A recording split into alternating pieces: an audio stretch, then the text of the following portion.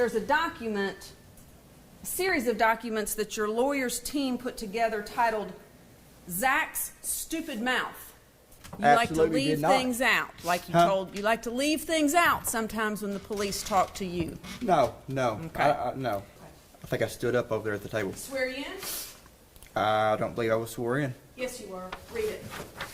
So you either lied to Judge McGinley on that day, or you're lying to this judge today about it. Because that never came out of your mouth, did it?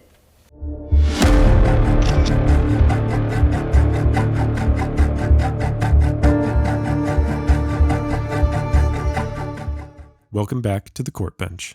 Today, we're diving deep into a tense post-conviction hearing for Zachary Adams, the man convicted in the high-profile disappearance of nursing student Holly Bobo in April of 2011 from her home in Parsons, Tennessee. Holly's remains were found years later, and Adams was found guilty on 3 counts, including that of first-degree murder. This video captures a prosecutor's relentless cross-examination of Adams as she tries to poke holes in Adams's new claims and alleged alibis, exposing inconsistencies and revisiting crucial trial testimony. What you're about to hear is a masterclass in challenging a witness's credibility. At 8:19 in the morning on April 13th of 2011, you texted Jason Autry. Okay. Never mentioned that to the police. I didn't mention every text I made. I didn't tell them every time I used the bathroom. 8:30, you called Jason Autry on the morning of April 13th, 2011. Ms. Weiler, there was a lot of phone calls I made that morning. There was a lot of people I talked to that morning that I don't recall talking to. 8:37 in the morning of April 13th, 2011, you're calling Jason Autry again. Let me guess, you don't remember that, right? If I would have, I would have. You would have what? If I would have remembered, I would tell you. I'm not going to sit here. Okay. 8:38, Jason Autry calls you back. Again, I'm talking about the morning of April 13th, 2011. The morning that has been your whole life since it happened. Since April 13th, 2011, that day has consumed your life. And nobody until this moment has heard that information. You didn't tell one officer. I did not. Wait, I had nothing to do with Holly Bobo's disappearance. I was on the phone with my grandfather. I was texting with my buddy Jason Autry. Never mentioned it, did you? There's a lot of things I did that day that I didn't mention. Right. And it wasn't because I was lying or trying to be. It's because I just didn't remember. I was a drug user. I didn't remember everything I did that day, but I didn't lie about where I was at. You like to leave things out, like you told. You like to leave things out sometimes when the police talk to you. No. Okay. No. Rebecca Earp testified at the trial. Of course, she was not telling the truth, right? She was mistaken about what she remembered. She wasn't telling the truth. She told the jury you left early that morning to go scrapping. Turns out you didn't go scrapping, right? Remember that? I didn't. Look at the scrap records. I didn't. I scrapped before. I think it was 2 days before that, and a couple of days after that. But you told her that's where you were. How was she at my house? If she testified that she was at my house, how is she at my house if her cell phone is pinging at 4 a.m. at her mama's house? How is she at my house? I don't know. 10:49, Rebecca texts you, and lo and behold, and the whole world heard it, and there's no denying it, and nobody cares, that at 11:12 in the morning of April 13th, 2011, where were you? It's at my house. At 11:12 in the morning on April 13th, 2011? I don't recall exactly where, I don't recall the exact time. Like I just testified to, the first thing I remember that morning is Shane calling. He asked if we wanted to overdose on Xanaxes. Just like I said, I went out to my brother's, got him up, got on Facebook. No, you didn't. Because there's evidence in the file, and I'm sure you've seen it because your lawyers that are sitting here today have shown it to you. And the lawyers, the 16-member team that you had representing you at trial, they showed you everything. There's no proof that you were on that computer at home. It was a mobile posting from your Facebook page. The last activity was at 6 o'clock in the morning. Is that coming back to you?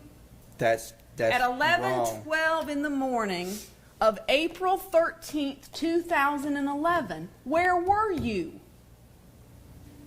Let me give you a hint. The bank. Does that sound about right?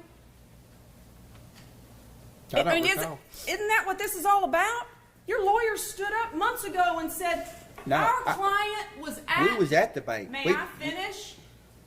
They stood up months ago and told this judge that on April 13th, 2011, the last day that Holly Bobo took breath on this earth, my client could not have committed the crime that a jury convicted him of because he was at the ATM in Parsons.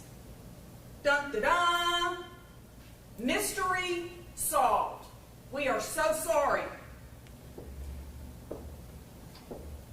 11:12 in the morning is the whole point of this hearing, for you to convince Judge Bradbury that there's no way you could have raped, murdered, and kidnapped Holly Bobo because you were pulled in backward at the ATM at 11:12 in the morning on April 13th, right?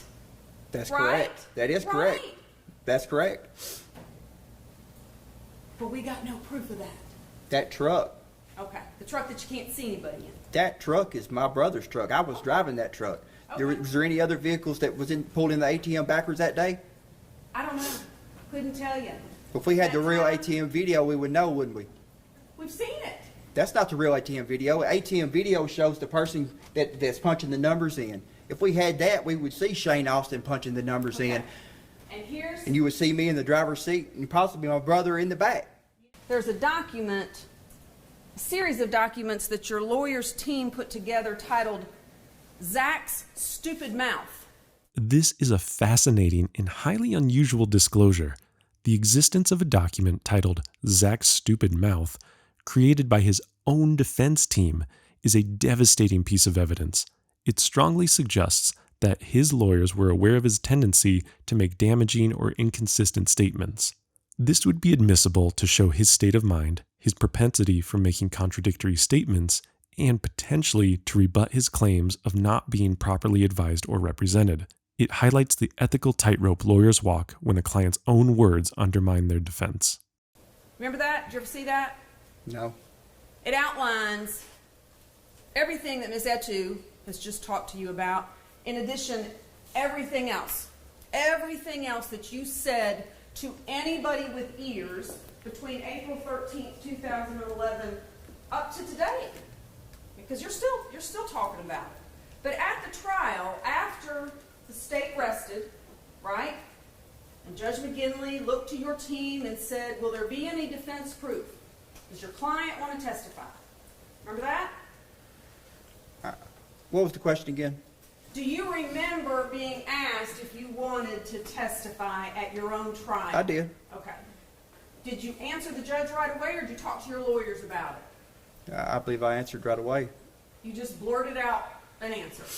I said no. I You was didn't talk? advised by my lawyer not to, and that's what I did. Okay, all right. Now, do you recognize Mr. Judge McGinley talking to you? Yes, ma'am. You sat in that stand, didn't you?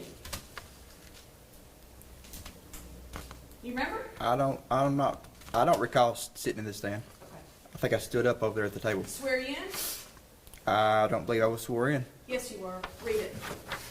So you either lied to Judge McGinley on that day, or you're lying to this judge today about it. Because that never Well- came out of your mouth, did it? That didn't come out of my mouth, but my Okay. mind was already made up. Okay. My mind was already made up. You never told the judge that, though, did you? No, I didn't. Okay, all right. When Miss Thompson came to meet with you each time, you spoke to her, right? Like you answered her questions, y'all talked, you got along? Absolutely. Would it surprise you to learn that Miss Thompson, in talking with one of the many consultants that she brought in on this case shared with that consultant that you were not engaged, you were not talking, and that you had absolutely no short-term memory about these events because of all your heavy drug usage. And she was doing the best she could given the fact that you were not sharing information with her. Would it surprise you to learn that she said that?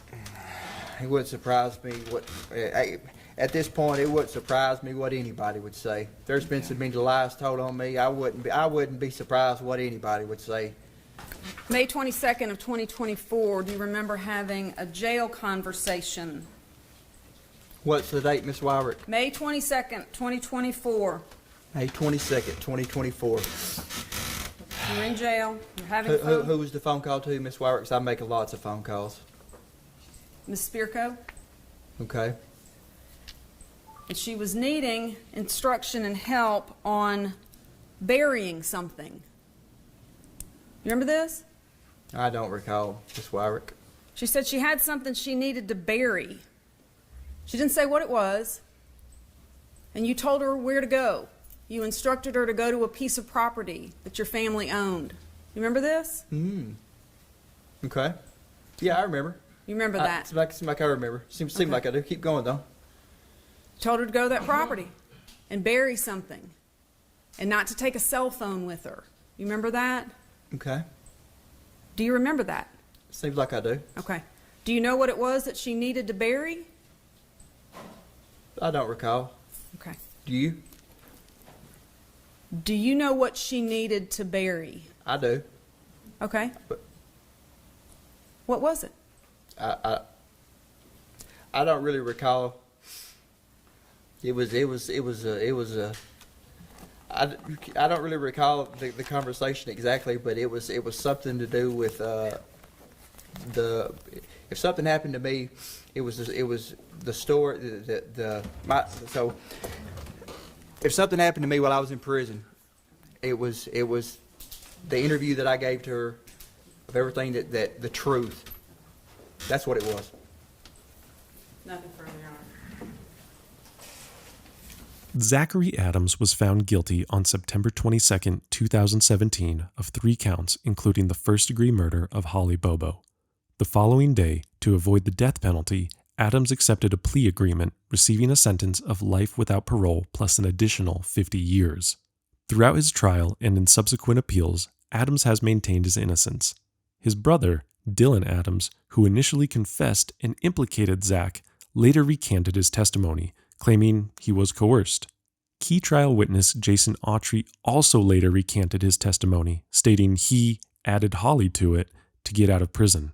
Based on Autry's recantation, Zachary Adams filed a petition in January 2024 for his conviction to be overturned, a motion that was heard in June of 2024, 7 years after his initial conviction.